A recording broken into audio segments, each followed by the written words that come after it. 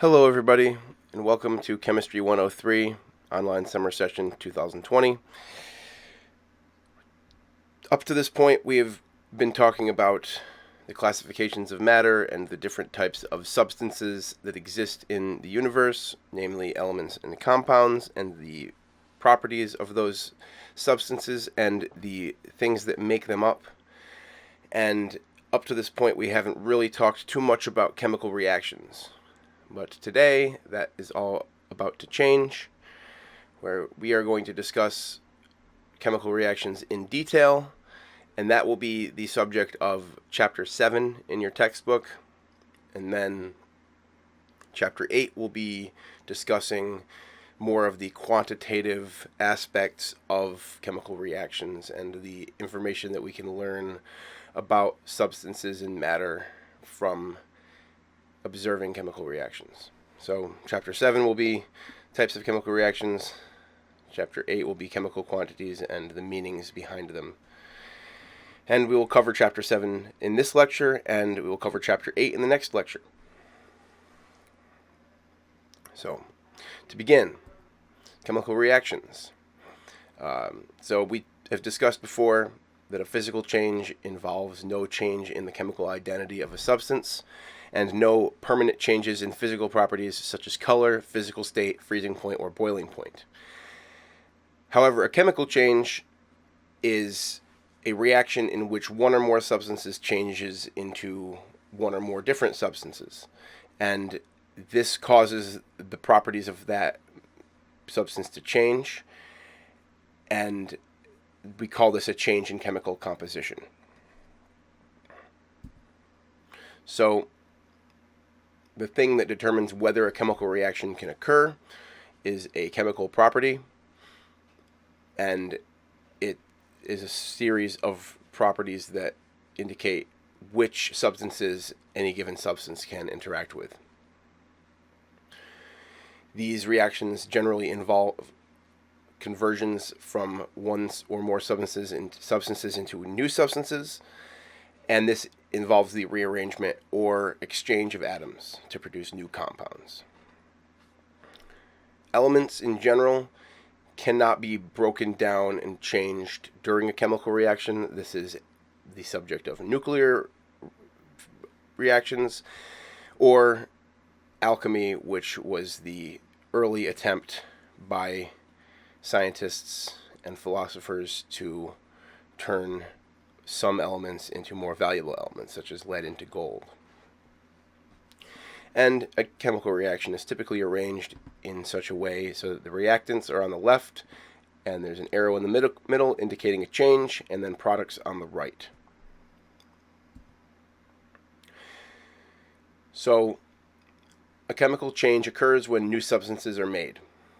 This is a conversion of materials into one or more new substances, and these substances will have different properties from the original material. These new properties could be visible or they could be invisible, and they provide visual clues as to whether any reaction is occurring. These properties could be a color change, a precipitation, or a formation of gas bubbles, or a flame, or a release of heat. These pictures show a number of different changes that occur during chemical reactions. This first picture here of nails shows bright, shiny new nails and then rusty nails. This is due to the reaction of iron with oxygen to form iron oxide. The second picture shows, it's a bit blurry, but it's a picture of metal in acid,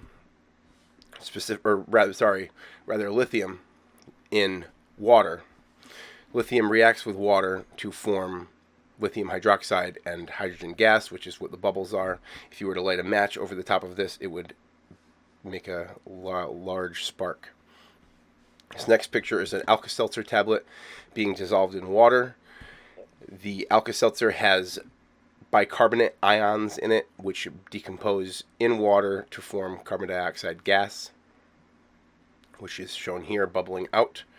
And then in this last picture, we have sodium reacting with water to form sodium hydroxide and hydrogen gas.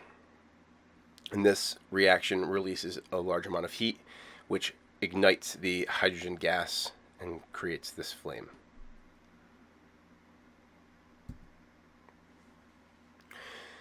So in order for a chemical reaction to be considered a chemical reaction, at least one new substance must be produced. And the caveat of this is that atoms are never created or destroyed. So every atom present at the beginning of a reaction has to be present as a product. However, these atoms can rearrange to form new products as long as the number remains constant. A chemical equation is a written statement that uses symbols and formulas, but not usually words, to describe the changes in a chemical reaction. It is the way that we represent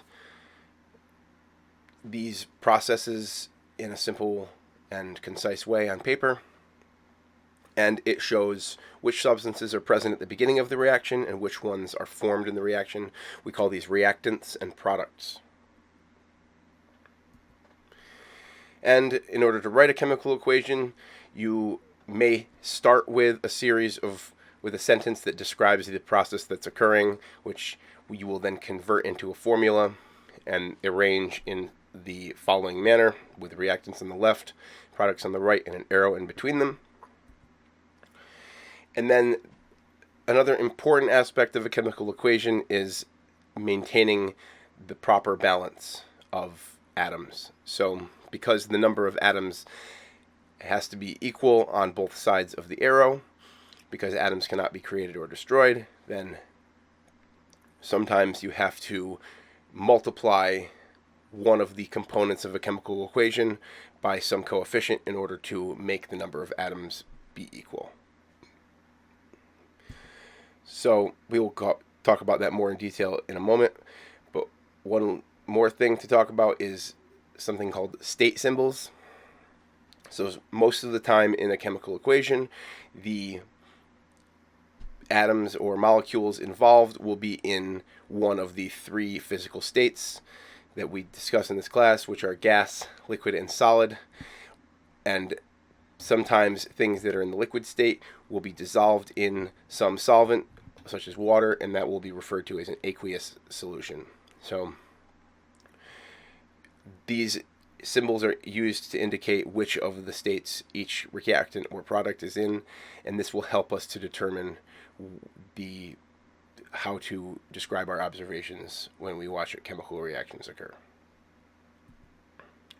So we're going to start by writing some simple chemical equations, such as the equation for the burning of magnesium metal. So when magnesium metal burns in air, it produces a white powdery compound called magnesium oxide. The phrase burning in air means that it reacts with oxygen or O2, because oxygen exists in its molecular form in nature. So writing the word equation, we have reactants to the left of the arrow and products to the right of the arrow. And if we have two or more reactants or products, we separate them by a plus sign. So on the left, we have magnesium plus oxygen, and on the right, we have magnesium oxide. Now, we need to indicate the physical state of each substance. So we have the four symbols: solid, liquid, gas, and aqueous. Metals in general are solids at room temperature, except for mercury, or Hg, which is a liquid. And the molecular gases, hydrogen, oxygen, nitrogen, and the halogens, are typically gases. And then there are also polyatomic ions, which exist in solution, along with any ionized elements. So in this case, we now convert the word equation into a formula. So the correct symbol must be used for each element or molecule, and then we have to make sure that there's the same number of each kind of atom on the reactant and product side of the equation. So in this case, we have magnesium, which is a metal, and so it is solid at room temperature, and then we have oxygen, which exists as O2 gas, and then magnesium oxide is also a solid. Now we could see from this already that the equation doesn't seem to be balanced, because we have 1 magnesium and 2 oxygen on one side and 1 magnesium and 1 oxygen on the other side. So we're going to have to do some work to balance this equation. So we balance equations by using coefficients placed to the left of substances. This is just like in an algebraic equation where you have a unknown variable that is modified by some number in front of it, such as 2x plus 5. It's exactly the same principle. Unless you are causing something to undergo a chemical reaction, the subscripts will not change. And if you are describing a chemical reaction, then your product is either one substance or another substance. If you modify the subscripts, it changes which substance that is, which may be incorrect. So, for instance, if you have N2O, you can't balance the chemical equation by changing it to NO, because that's not the same compound as N2O. However, you can multiply the compounds by algebraic coefficients, which increases the number of all of the atoms present, as we will see in a moment. So, first example. Magnesium plus oxygen yields magnesium oxide. So we have solid magnesium oxygen gas and solid magnesium oxide. But right away we see we have 1 magnesium, we have 2 oxygen on the left hand, and we have 1 magnesium and 1 oxygen on the right hand. So in order to balance this, we have to make those numbers be equal to each other. So if we multiply magnesium oxide on the right hand side by 2, that increases the total number of magnesiums on the right hand side to 2, and the number of oxygens to 2 as well. And then we still have a disparity, because now we have 2 magnesiums on the right hand side but only 1 magnesium on the left hand side, which is easily solved by multiplying the magnesium atoms by 2. And then we have 2 magnesiums on the left side and 2 oxygens on the left side, which is equal to the number of magnesiums and oxygens on the right hand side. When solid ammonium nitrite is heated, it produces nitrogen gas and water vapor. So, in order to describe this process with a chemical equation, we first write the formula equation.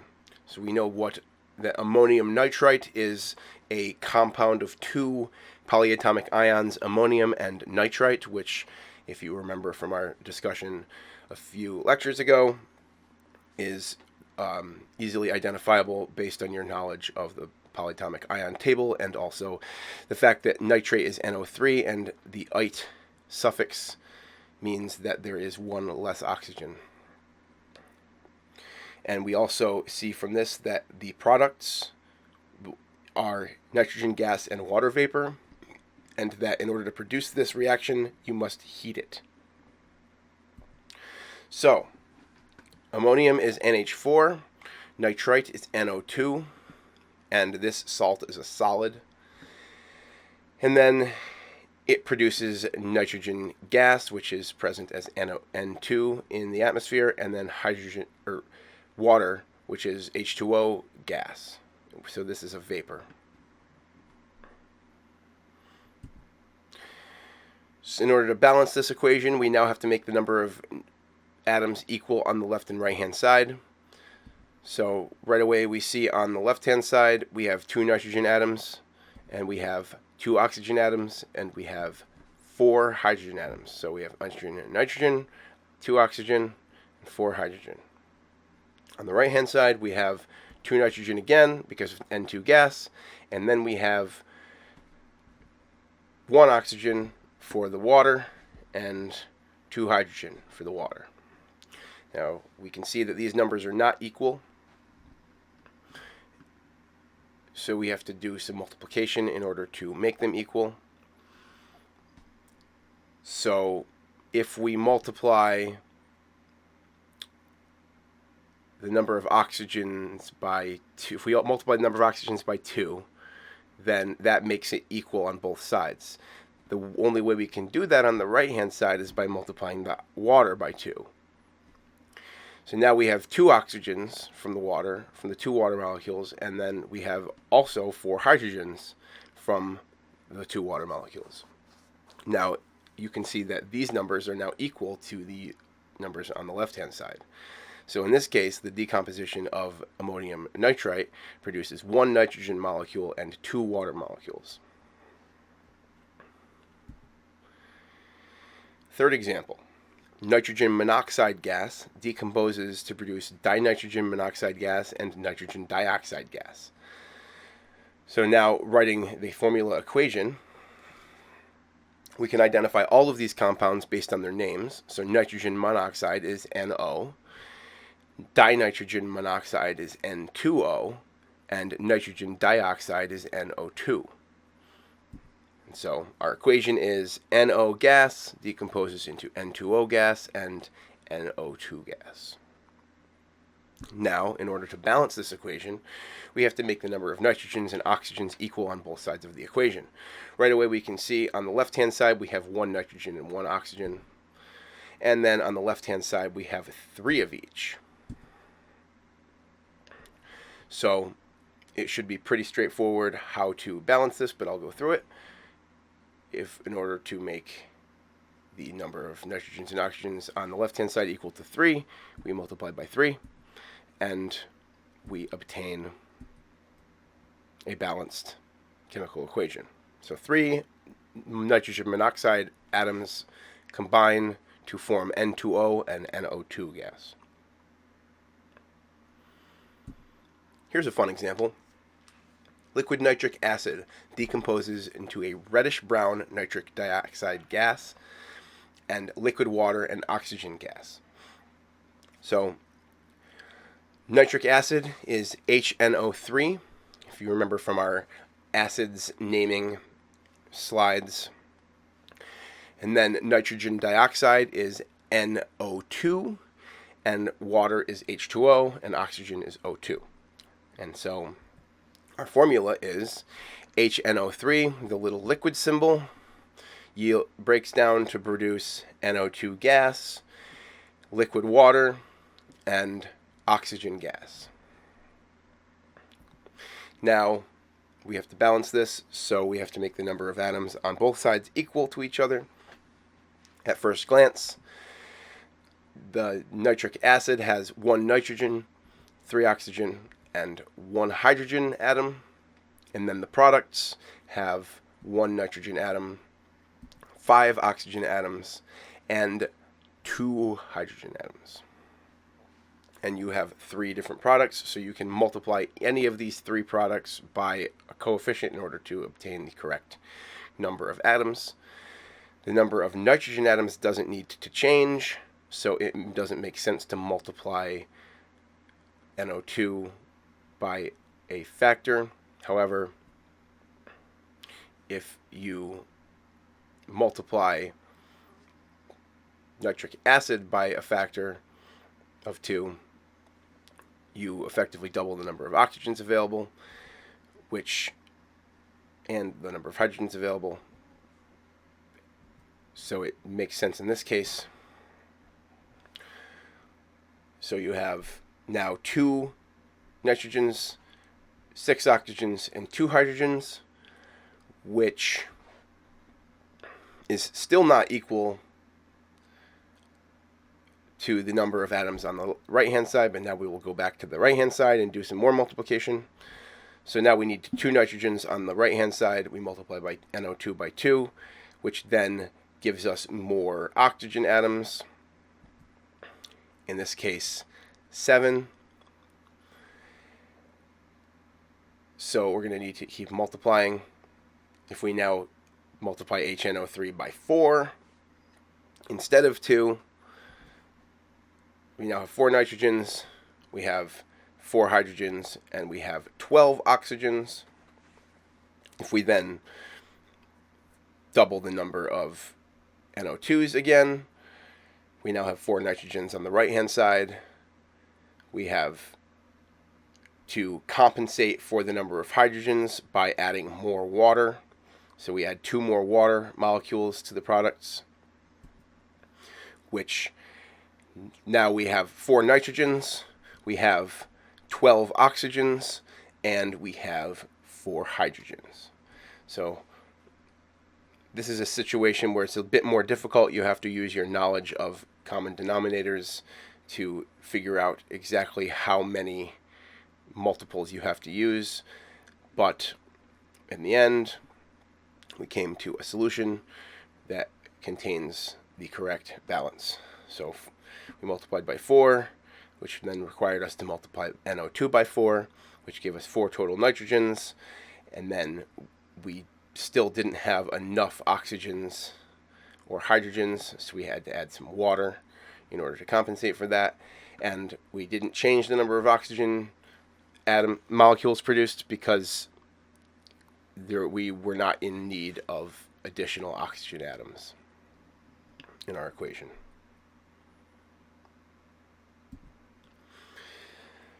So now that we've talked about chemical equations and reactions, we're going to start talking about the types of reactions.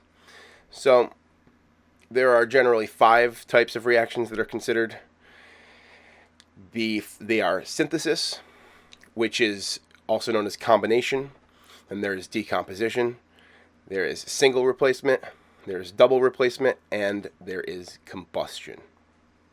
We'll talk about each of these in detail. So the first type is a synthesis reaction. This is a reaction in which 2 or more substances combine to form a third substance, and 1 product forms. The general form of these equations is A plus B yields AB.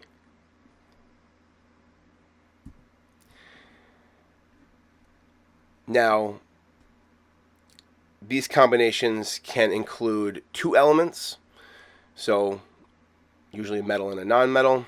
It can also such as sodium solid and chlorine gas.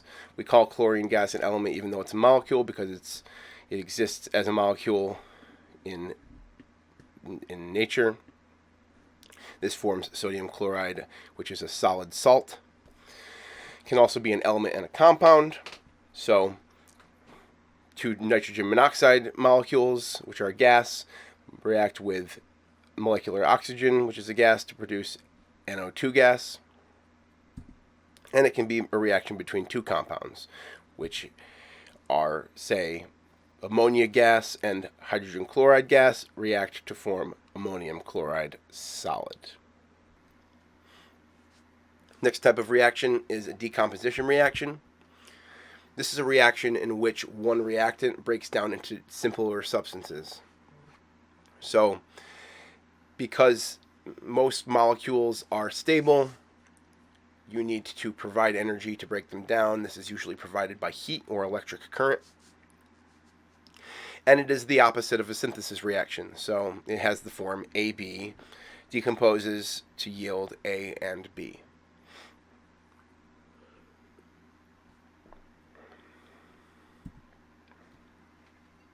So decomposition reactions can be broken down into smaller compounds, such as the decomposition of calcium carbonate solid with the addition of heat, which is represented by the delta symbol, into calcium oxide, which is a different solid, and carbon dioxide gas, which is one of the general products of, it's one of the most stable carbon compounds. They can also be broken down into elements. So silver bromide, AgBr, when it's exposed to light, produces silver solid and liquid bromine, Br2. And you can have both. So N2O5 gas, when it's heated, produces NO2 gas and oxygen gas. The next type of reaction is a single replacement or displacement reaction. This is when one element replaces another element, and this forms a new compound which frees the replaced element. These generally occur in aqueous solution, although some can occur in the gas phase. And they have the general form A plus BC reacts to form AC plus B. And then there are three types of single replacement reactions. There is when a metal replaces a metal, such as when copper reacts with silver nitrate to produce copper nitrate and silver. This is one of the methods of silver plating that doesn't involve electricity. It can involve electricity, which speeds the reaction, but it happens spontaneously. There's also a reaction in which metal replaces hydrogen, such as when an acid reacts with metal. This is observable when zinc solid metal reacts with sulfuric acid, and the zinc replaces the hydrogen and attaches to the sulfate and liberates hydrogen gas. And then a nonmetal replaces a nonmetal, which is usually a halogen. So for instance, sodium iodide, NaI, in aqueous solution reacts with dissolved chlorine gas, and this forms sodium chloride salt, which is in aqueous because it dissolves in water, and then iodine molecules, which are also dissolved in the water. And obviously iodine is the nonmetal and chlorine is the other nonmetal in this case. Now, the next type of reaction is when two compounds exchange ions or atoms to form a new compound or compounds, and this is called an exchange reaction or double replacement. This shows the exchange of associates when comparing the reactions and products, and it has the general form AB plus CD reacts to form AD plus BC. And these also occur mostly in aqueous solution, and many involve acids, bases, and ionic compounds because the presence of charge in the reaction often speeds the reaction up. Generally, double replacement reactions cause products such as precipitates or gases to be formed, and sometimes water. A precipitate is when an insoluble salt forms in a water solution and crashes out and forms crystals that fall to the bottom. Here are some examples of double replacement reactions. Silver nitrate reacts with sodium chloride to form sodium nitrate and silver chloride, which is not soluble in water and therefore forms a solid and drops to the bottom. Sodium sulfide reacts with hydrochloric acid to produce sodium chloride, which is dissolved in water, and hydrogen sulfide gas, which bubbles out and stinks like rotten eggs. And then hydrochloric acid reacts with sodium hydroxide to form salt, NaCl, and water. So these are two highly caustic solutions that when you mix them together, they neutralize one another, produce a harmless salt solution in water. And here is a summary of the reaction types that I just discussed. We have a synthesis reaction where two different substances combine to form a new substance. So we have two reactants in one product. Here is a decomposition reaction where you have one substance made up of two different things that breaks down into those two different things. So you have one reactant and two products. Then you have a single replacement reaction where one substance replaces another in a molecule, which liberates the first substance. So you have two reactants and two products. And then a double replacement reaction where two molecules trade atoms to form two new molecules. And the fifth type of reaction is a combustion reaction. Now, this is used to describe both when a hydrocarbon combines with oxygen to produce carbon dioxide, water, and heat, such as in many fuel applications, but it can also be used to describe when oxygen reacts with any other substance. And in all cases, this combustion reaction is referred to as burning. So anything that reacts with oxygen will burn at sufficiently high temperature, including things such as iron. So here are some combustion reactions. The combustion of propane gas produces carbon dioxide and water as well as heat, and the flame that we see from the combustion of propane, such as that visible when you light a Bunsen burner, the flame comes from light released by superheated carbon dioxide gas and oxygen molecules in the air. So here we see the propane molecule C3H8. It exists as a gas, and oxygen is also a gas. So when the heat is high enough, they react with one another. They form 3 carbon dioxide molecules and 4 water molecules. The hydrocarbon is propane in this case. And then another combustion reaction is when you burn sulfur. Sulfur is a solid and is yellow in color. And if you heat it up, it will react with oxygen in the air to produce sulfur dioxide. And since it's a direct reaction of one sulfur atom with one oxygen molecule, it just produces one sulfur dioxide molecule.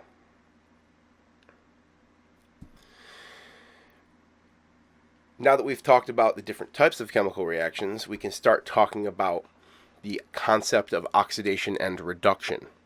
So, oxidation reduction reaction is a reaction that can provide energy due to the exchange of electrons.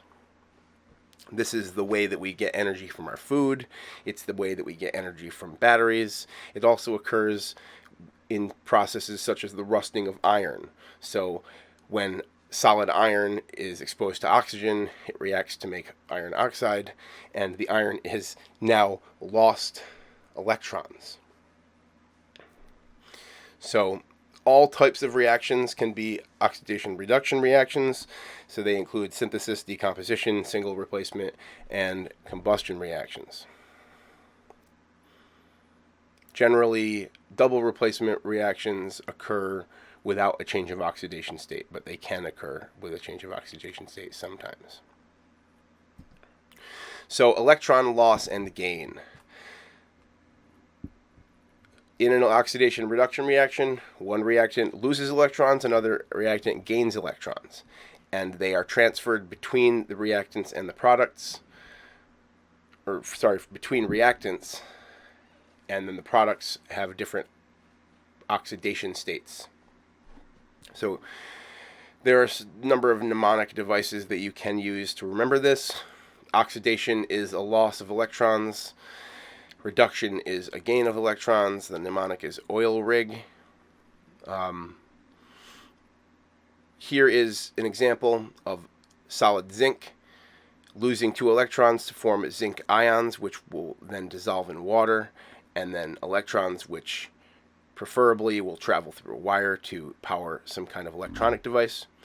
And then copper ions in solution can gain 2 electrons to form solid copper and hopefully complete the circuit from before and continue the reaction.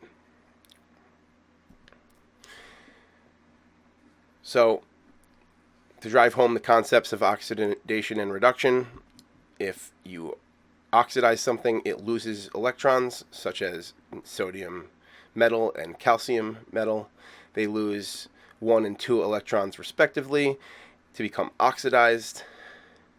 And in similar fashion, or opposite fashion rather, bromine gas gains 2 electrons to be reduced into bromide ions, and iron 3+ ions gain an electron to be reduced into iron 2+ ions. So these are all fairly important processes in nature, and we'll dig more into this as we go on.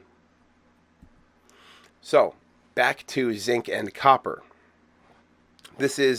So zinc and copper can participate in single replacement reactions. So zinc solid would be oxidized to zinc 2+. in the fashion that we discussed a moment ago, where it loses 2 electrons. Copper 2+ can be reduced to copper solid by the addition of 2 electrons. And then the overall equation is written zinc solid plus copper 2+ aqueous yields zinc 2+ aqueous plus copper solid. And we'll see in lab this exact process occurring, where you immerse zinc into a copper solution. The zinc will lose electrons to the copper, causing some zinc to become dissolved in the copper solution, while some of the copper deposits onto the surface of the zinc, and over time you will coat the zinc in copper.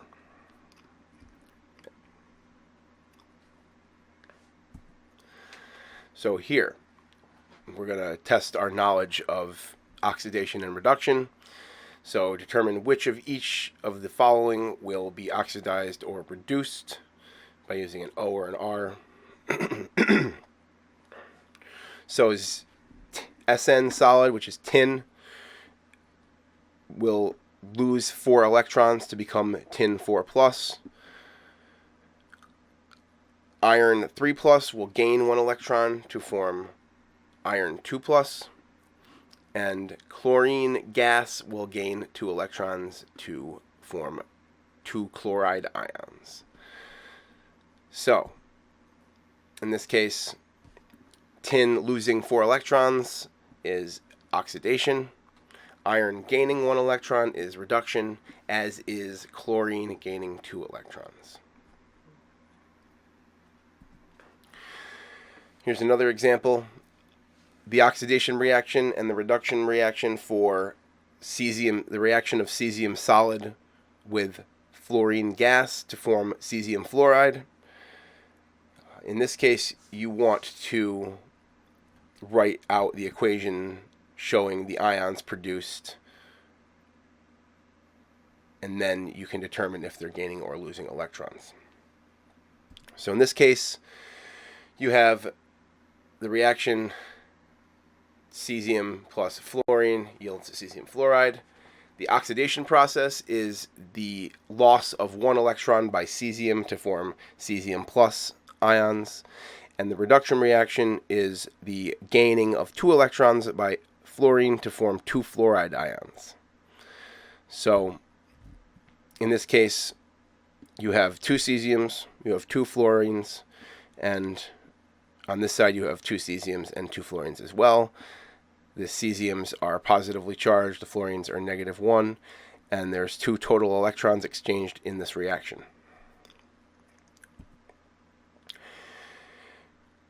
An oxidation number is assigned to each atom in a compound or ion, and it represents the total charge on that ion. The more electronegative atom in a compound is the one that is negative, and the less electronegative is the one that's more positive. And this is what identifies oxidation and reduction in a chemical reaction. This is how we keep track of the loss or the gain of electrons. So we assign oxidation numbers by making sure that the total oxidation number in a molecule is equal to 0, or in the case of polyatomic ions, the net charge on the ion. This is to satisfy the condition that molecules are neutral and polyatomic ions are collections of atoms that have a net delocalized charge. Oxidation numbers of elements are always 0, and monatomic ions have oxidation numbers equal to the charge on them. For instance, the oxidation number of group 1A is always +1. This is sodium, potassium, and so on down the column. Group 2A always has +2, so this is things like magnesium and calcium, lithium, or not lithium, magnesium and calcium. And the others, as you go down the column, they would never form any other type of ion. Additionally, fluorine is always a -1 oxidation number, as are most of the group 7A elements except when they're combined with oxygen or fluorine. So chlorine, bromine, iodine will have a -1 charge almost exclusively. If they're combined with fluorine, they will have a different charge, and oxygen as well. And then likewise, oxygen always has a -2 charge except when the molecule OF2, so a fluorine compound, or H2O2, which is hydrogen peroxide. The oxidation number of oxygen is different in this molecule because it's very different from water. And then for hydrogen, if it is forming a molecule with a nonmetal, hydrogen has a +1 oxidation state. And then if it's in a compound with a metal, the oxidation number is -1. And these compounds are typically significantly more reactive than the ones where hydrogen has a +1 charge. So here are a number of examples of how we use these rules to assign oxidation numbers. So say we have a bromine molecule. The oxidation number of bromine is 0 because each bromine atom in the element bromine has an oxidation number of 0, and the total oxidation number is the sum of the oxidation numbers of the components. Next one is barium 2+. This is a barium 2+ ion, so its oxidation number is +2 because it's a monatomic ion. And it has the same oxidation number as its charge. Carbon dioxide. So in this one, carbon has a +4 oxidation state, and oxygen has a -2 oxidation state. So this makes the total oxidation number 0 because O has an oxidation number of -2. There are 2 of them. The total, that's -4, and carbon is +4. Now, aluminum oxide, Al2O3. Aluminum has a +3, and oxygen has a -2. So there are 2 aluminums, making that a total of +6. And there are 3 oxygens, making that a total of -6. Therefore, the total charge is 0. And we have chloric acid. So here we have HClO3.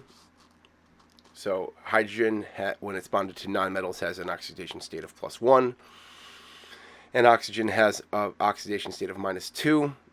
Therefore, by process of elimination, chlorine has to have an oxidation state of +5 in order for the total charge to be 0.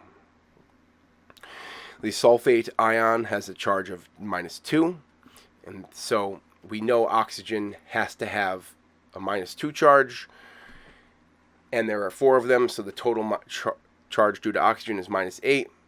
So in order for the charge on the ion to be -2, sulfur has to have a +6 oxidation state.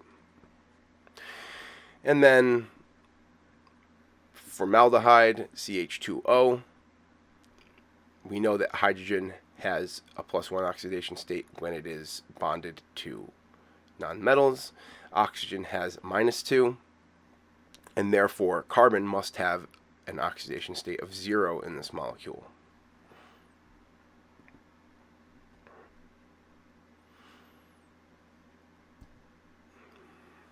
Here are some more examples of assigning oxidation numbers.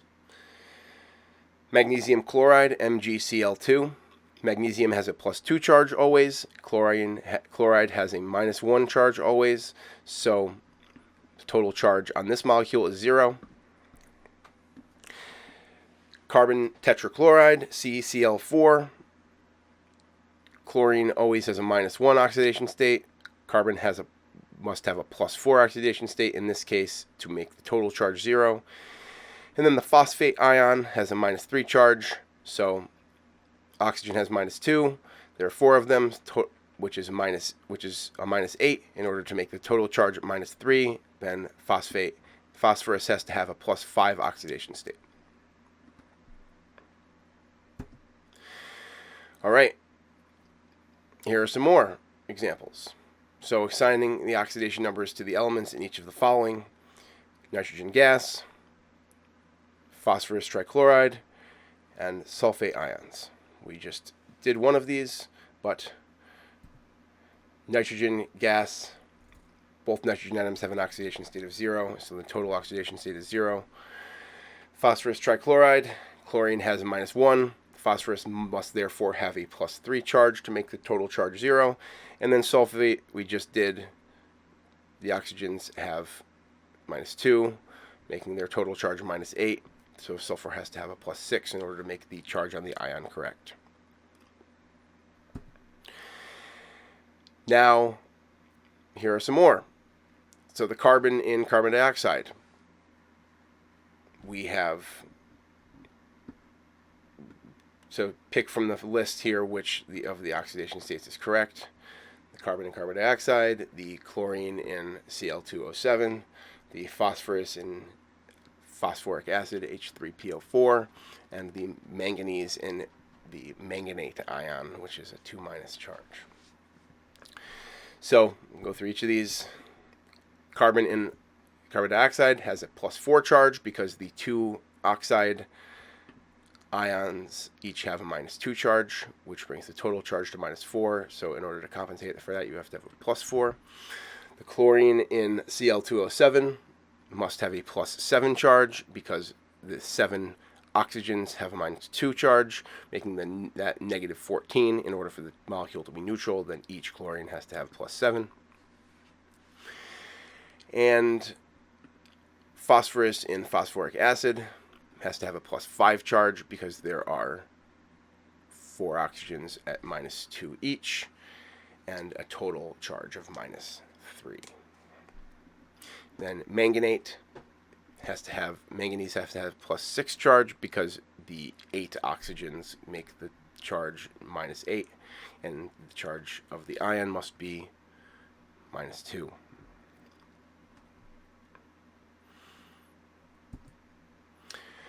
So now we're going to use these concepts of oxidation numbers to help us understand more about oxidation-reduction reactions. So when oxidation occurs, the oxidation number increases, so becomes more positive. This makes sense. You're losing an electron, so the total amount of negative charge is decreasing. And if you are reducing, then the total charge is becoming more negative, so because you've gained electrons, and therefore the oxidation number decreases. So here's an example: the oxidation of iron, Fe. So 2 iron atoms in the solid phase have an oxidation number of 0. They react with 3 chlorine molecules in the gas phase, which also have oxidation numbers of 0.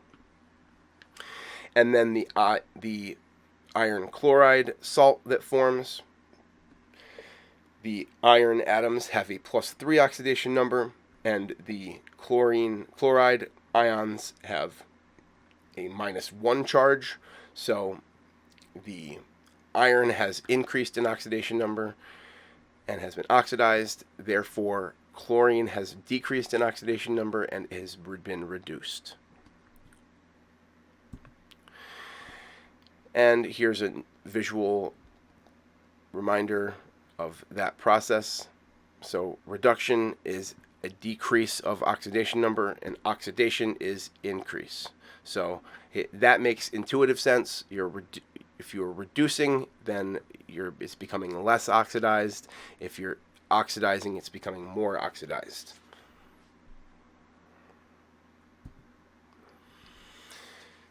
This brings us to the concept of an oxidizing and reducing agent. So an oxidizing agent is something that causes oxidation to occur, so it is itself reduced, and a reducing agent causes reduction to occur, so it is itself oxidized. So here, in the reaction of magnesium solid with chlorine gas to produce magnesium chloride, Magnesium is the reducing agent because it provides the electrons when it is oxidized. So the reaction is magnesium solid is oxidized to produce magnesium 2 plus in aqueous plus 2 electrons. Likewise, chlorine gas, Cl2, is the oxidizing agent because it accepts the electrons when it is reduced. And the reduction process is Cl2 gas plus 2 electrons reduces to 2 chloride ions in solution.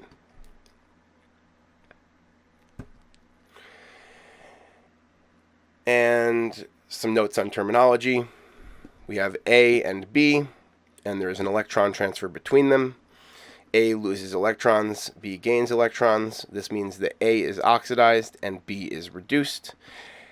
Therefore, A is the reducing agent and B is the oxidizing agent. And A has an oxidation number that increases and B has an oxidation number that decreases. So, here are a number of examples to test your knowledge. Identify the oxidizing and reducing agents in each of the following. Magnesium solid reacting with 2 hydrogen plus ions to produce magnesium 2 plus and hydrogen gas. And aluminum solid reacting with bromine gas to produce aluminum bromide solid. So in this case, magnesium is oxidized because it's losing 2 electrons, and therefore it is the reducing agent. Hydrogen ions are reduced because they gain electrons, and therefore H plus is the oxidizing agent.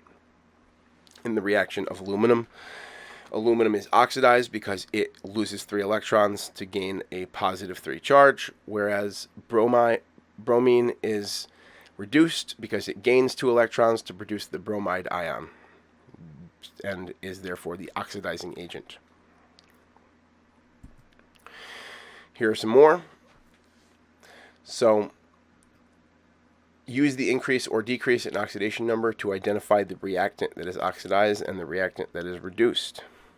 So, iron plus oxygen yields iron oxide, sodium plus nitrogen yields sodium nitride, and potassium plus iodine yields sodium iodide. So, all of these start out with oxidation numbers of 0, and in the case of iron oxide, iron has to have a plus 3 charge because oxygen always has a minus 2 charge. Therefore, it loses 3 electrons to be oxidized, and oxygen gains 2 electrons to be reduced. Sodium always forms a plus 1 charge. Therefore, it has to lose an electron to do that. Nitrogen, therefore, has to gain 3 electrons in order to be reduced. And then potassium iodide, these both exist with 0. Potassium always forms a plus 1 ion, and iodide always forms a negative 1 ion.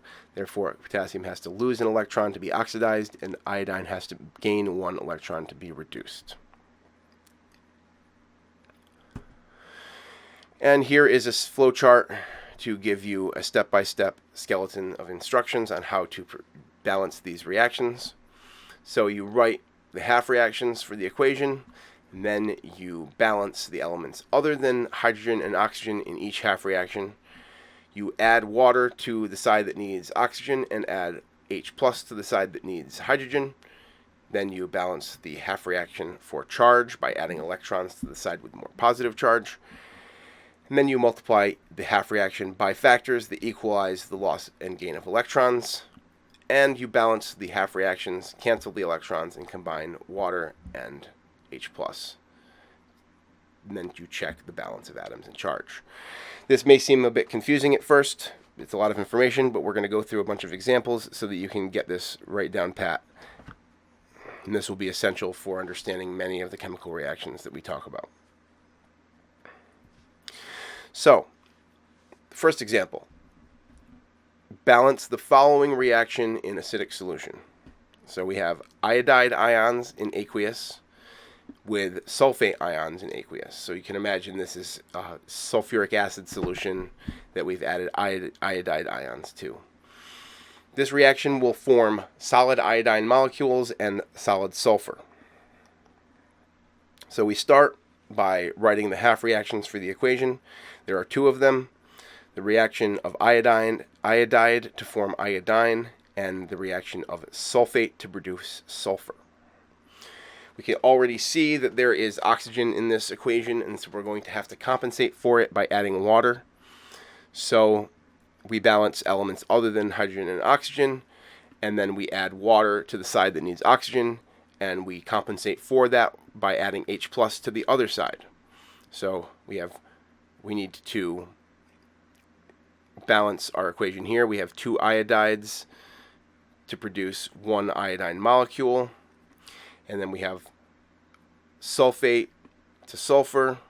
We have to get rid of 4 oxygen atoms, so we put 4 waters on this side, which means that now we have to compensate for 8 hydrogens, so we add them on the left hand side as positively charged hydrogen ions or protons. Next, we have to balance the charge,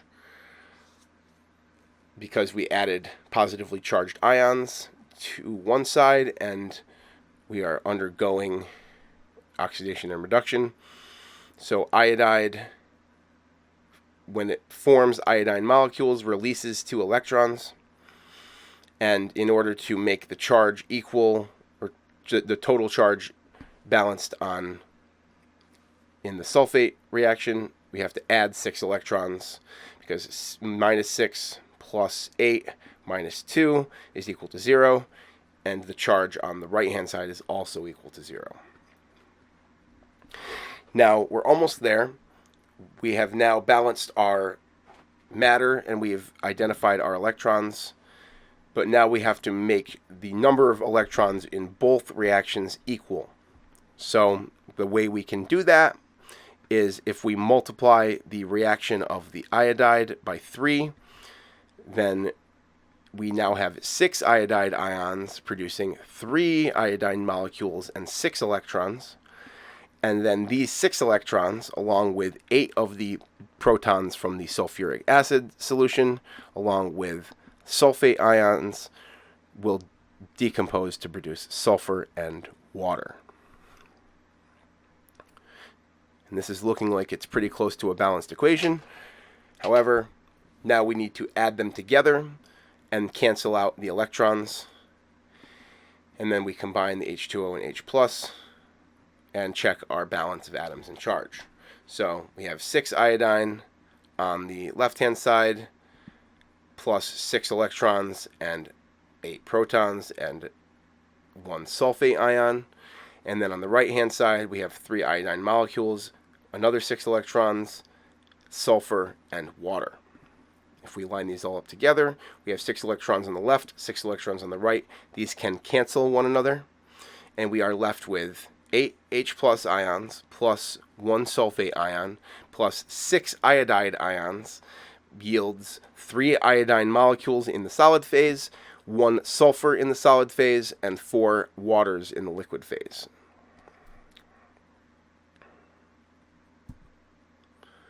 And then we check to make sure that everything is balanced.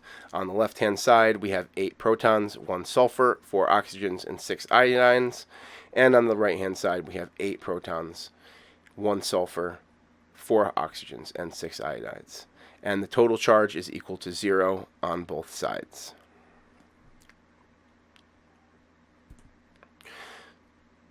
All right. So now we're going to balance another one. The manganate ion plus iron, 2 plus in aqueous, yields manganese 2 plus and iron 3 plus. So we start by identifying the half reactions. So we have MnO4 going to Mn2 plus, and we have Fe2 plus going to Fe3 plus. Now we have to balance the atoms on either side. In this case, we have the same number of atoms that are not oxygen or hydrogen on both sides of both equations. Now we have to balance we also have to balance the oxygens with water and then balance the waters with hydrogens. So for manganate, we have 4 waters, which contain 4 oxygens and 8 hydrogens. So we add 8 hydrogens to this other side, to the left-hand side. Then we have to add electrons to balance the charge. So since we added 8 protons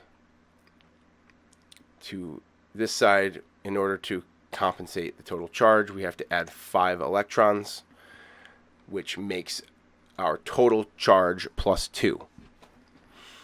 And then for the iron 2 plus to iron 3 plus, there is an electron lost by the iron.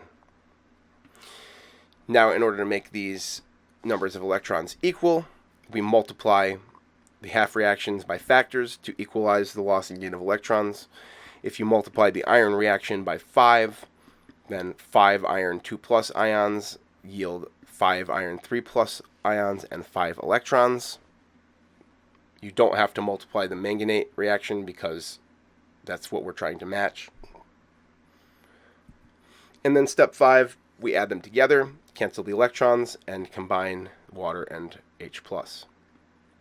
So we have 5 electrons, 8 protons, a manganate, and 5 iron 2 pluses on the left-hand side. We have a manganese 2 plus, 4 waters, 5 iron 3 pluses, and 5 electrons on the right-hand side. The electrons cancel, and we are left with this equation here, which is long and drawn out, and I just said it all, so I'm not going to say it again.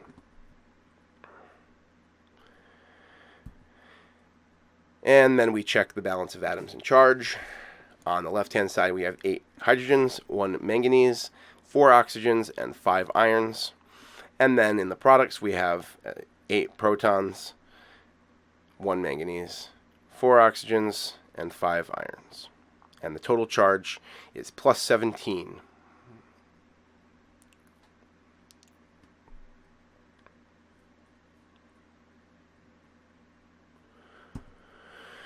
And another example, balance the following equation in a basic solution using the half reaction method. So basic solution generally means there are a lack of H plus ions.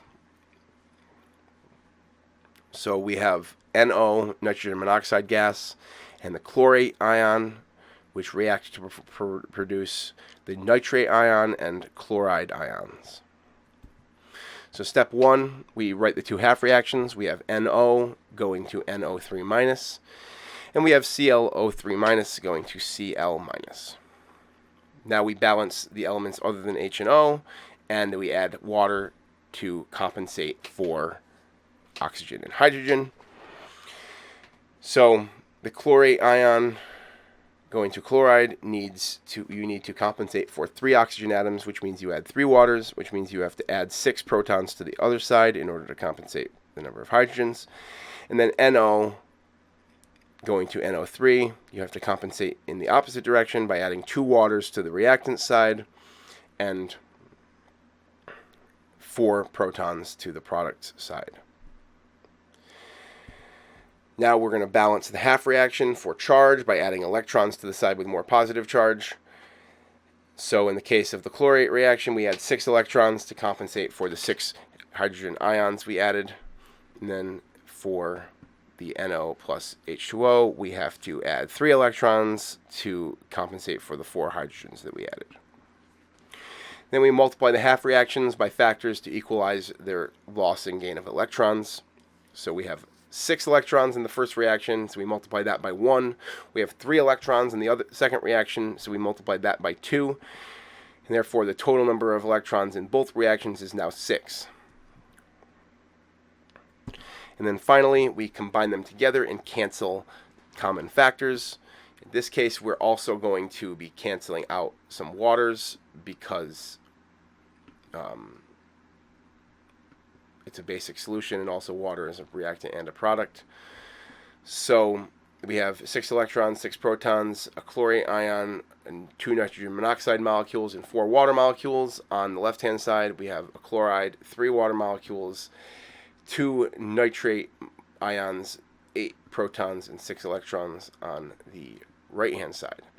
The electrons cancel so that you balance the charge. And then we have on the left-hand side, we also cancel the 6 protons because there are 6 here and there are 8 here. So that leaves behind 2 on the right-hand side. And we still have 1 water molecule left. Because it's a basic solution, we balance H plus with OH minus and adjust the H2O content now. So since we have 2 H pluses left on the right-hand side, we turn that into a water, and we add an OH to the left-hand side to compensate.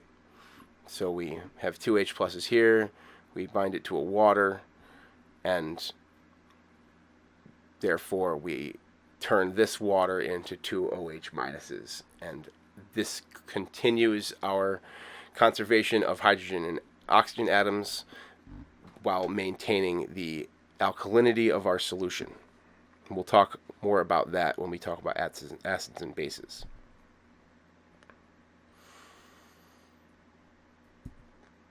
Now we're going to check balance of atoms and charge.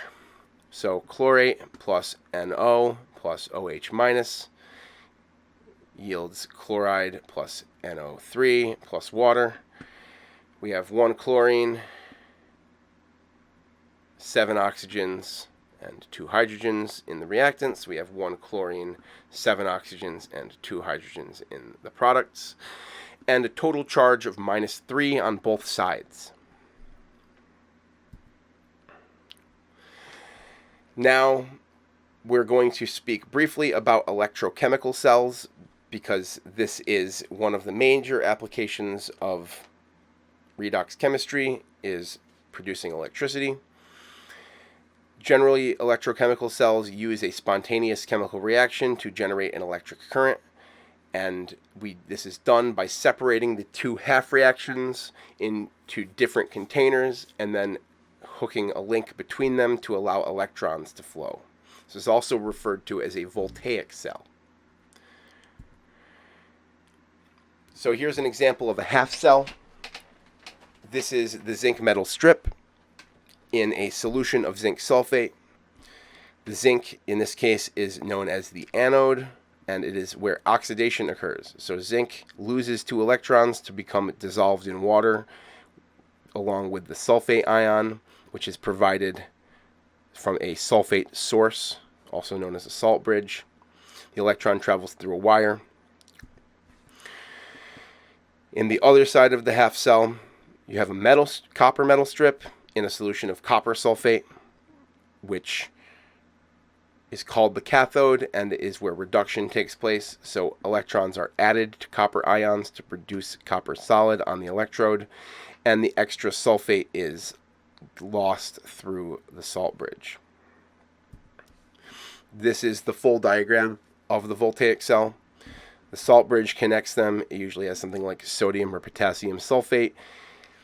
Sulfate can travel freely between the 2 solutions, but the metal ions are either attracted to or repelled away from the electrode as electrons flow between them.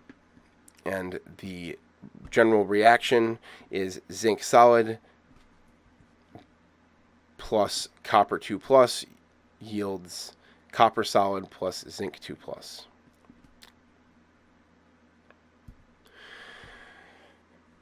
We indicate the notation for electrochemical cells by indicating the anode reactants and products as solid to ion, with the solid on the left and ion on the right. And in the cathode, it's the opposite.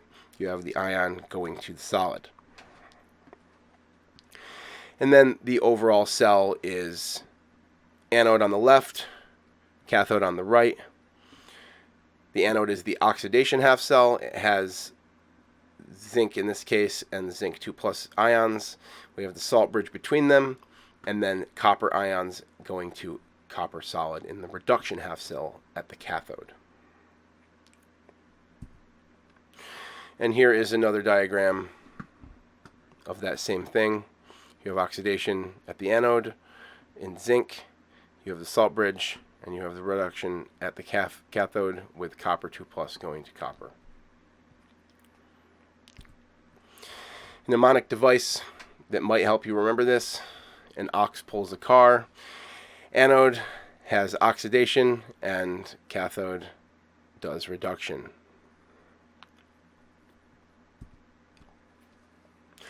So we're going to talk about some examples here. The half-cell reactions at the anode and cathode for this reaction of 3 silver plus ions with chromium metal to form chromium 3+ ions and silver metal. So in this case, the anode is where oxidation occurs, which means that chromium solid becoming chromium 3+ and 3 electrons is the oxidation process, whereas at the cathode, where reduction occurs, silver is gaining an electron to become silver metal. And the half cell is written thusly: at the anode, we have chromium going to chromium 3+.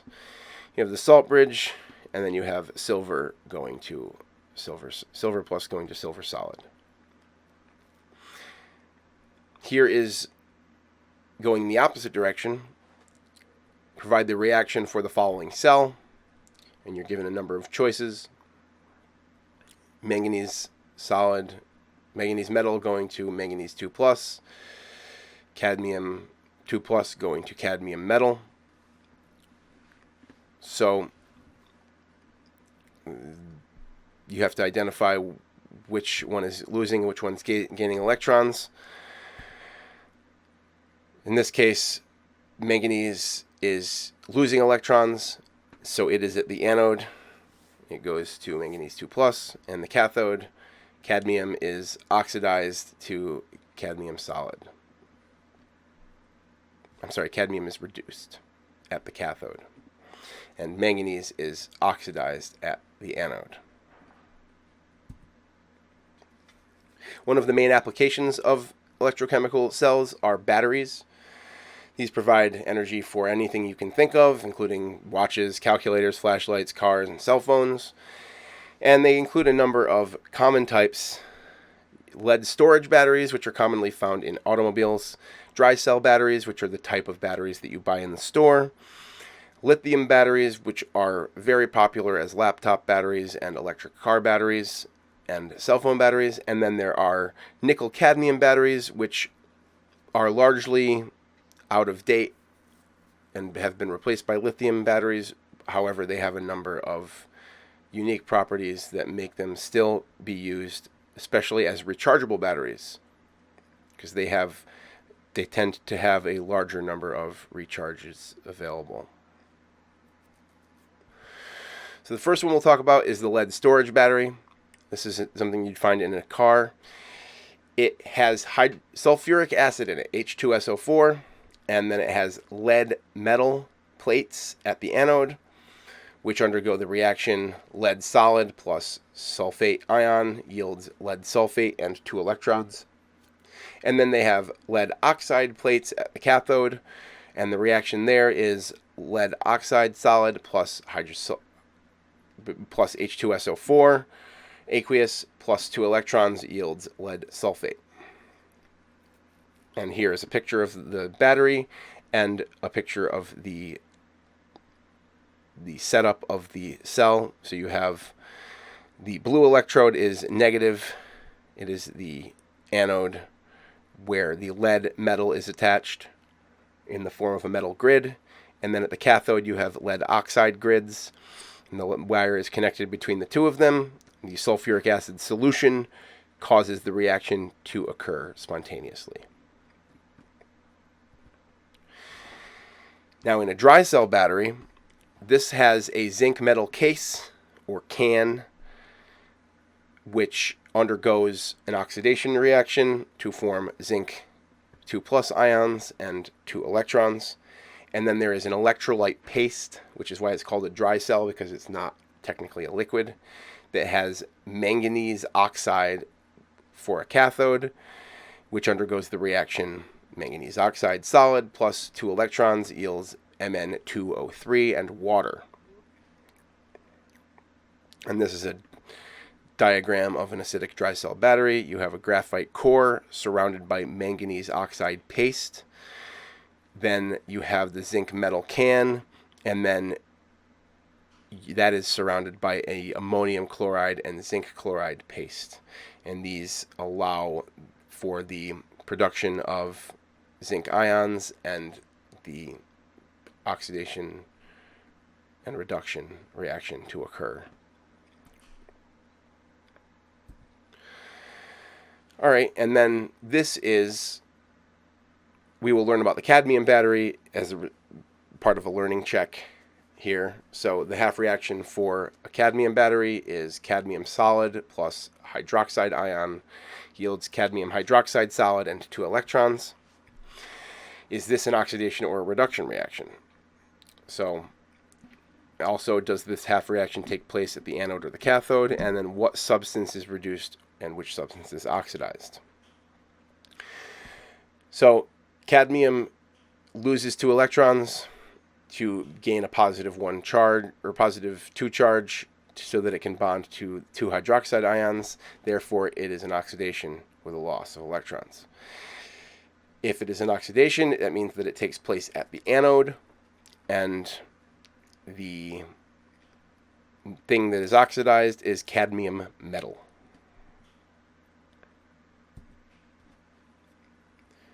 Now, some electrochemical reactions are not spontaneous and require energy to occur.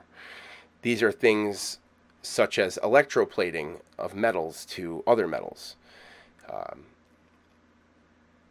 Now, you remember the reaction from before where we put zinc into a solution of copper.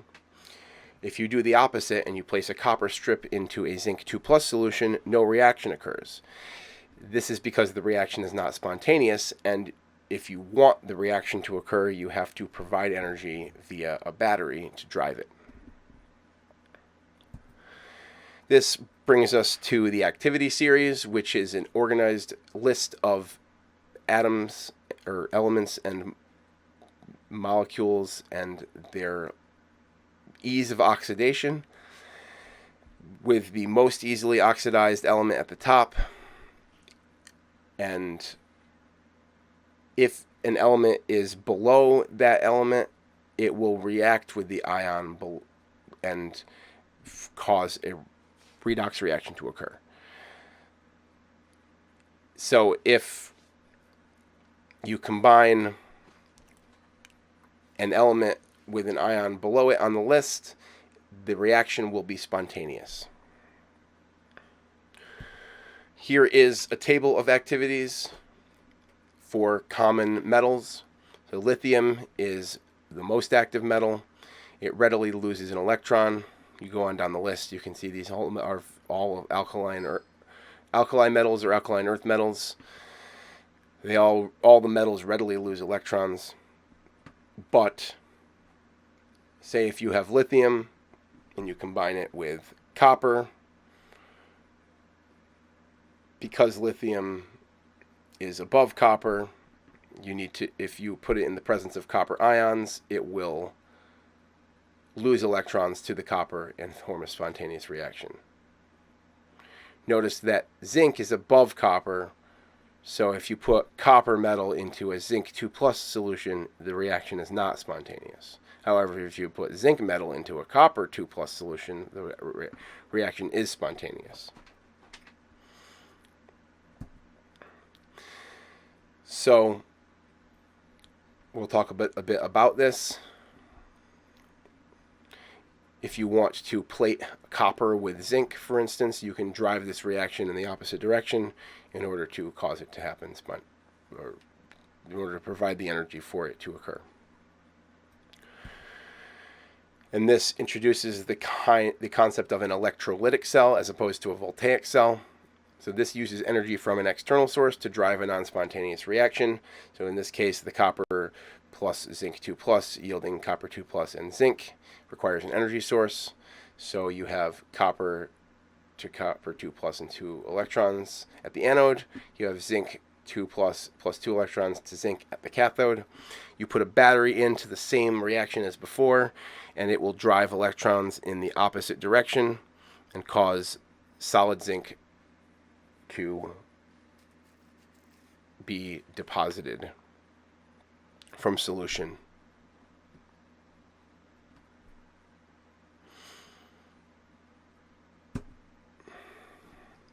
So now we're going to identify each reaction as spontaneous or non-spontaneous. So we have copper 2 plus ions reacting with iron solid to form calcium metal and iron 2 plus. We have zinc 2 plus ions reacting with tin metal to form zinc metal and tin 2 plus ions. And we have copper 2 plus ions reacting with iron metal to produce copper metal and iron 2 plus ions. So calcium is above iron on the activity series, and so this reaction is non-spontaneous. Likewise, zinc is above tin, and so that reaction will also be non-spontaneous. However, iron or copper is below iron, so that reaction will be spontaneous. And we'll look back at our activity series here just to show you. Copper is here, iron is here, and so if you immerse iron in a copper solution, the copper will deposit onto the iron.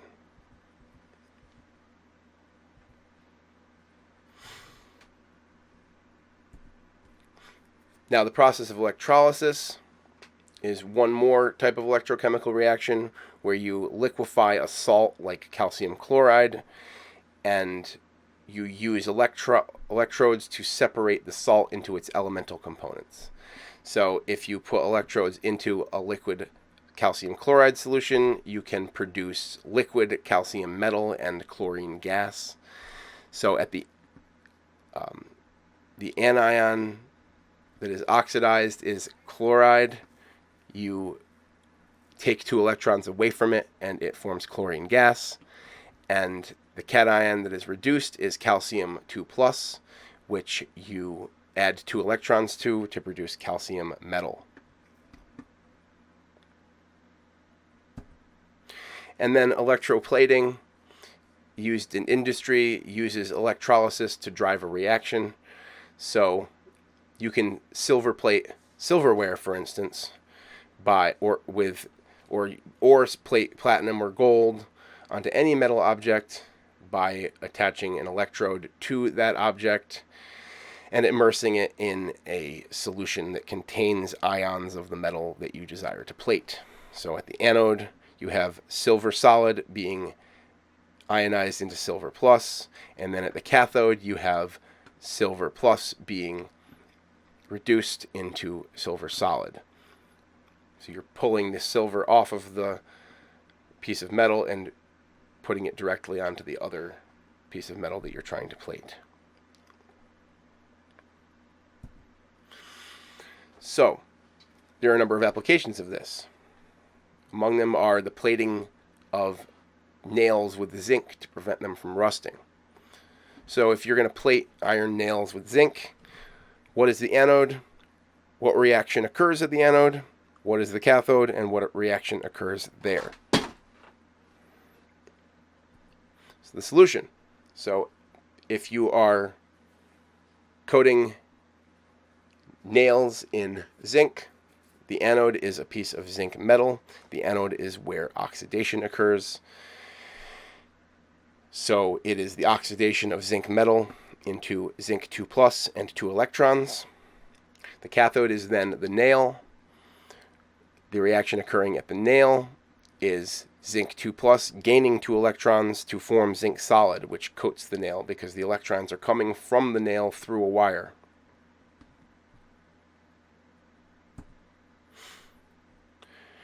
All right, so this is starting into the next section of the material. That concludes chapter 7. We have talked about the different types of chemical reactions. We've talked about electrochemistry a little bit. We've talked a lot about redox chemistry and the way that you balance chemical equations. There will be a lab on that this week. And then next week we will dive right into the concept of moles and quantities in chemical reactions, and there will be also a lab for that. Thanks for tuning in, and I hope everybody is having a good time with the material this semester.